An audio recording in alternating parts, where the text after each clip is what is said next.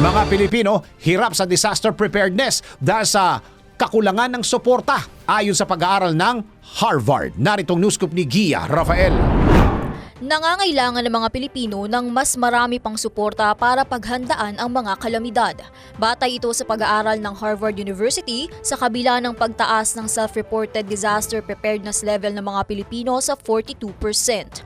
Sa survey mula sa mahigit 4,600 respondent, nakakuha ang mga Pilipino ng 19.2 na score mula sa 5 objective measures para sa disaster preparedness. Ito ang planning, training, material investment, information at social support. Ayon kay Harvard Humanitarian Initiative Director Vincenzo Boletino, bagamat senyales ng development ang lumabas na score, kulang pa rin ang kahandaan ng mga Pilipino. Paraan niya sa isang bansa na sa pool ng mga sakuna, hindi ito sapat kaya't dapat pang paghusayin ang pamumuhunan, pagpaplano at paghahanda upang matiyak ang kaligtasan ng mga Pilipino. At yan ang News Scoop. Ako si Gia Rafael, nagbabalita ng tama, naglilingkod ng tama.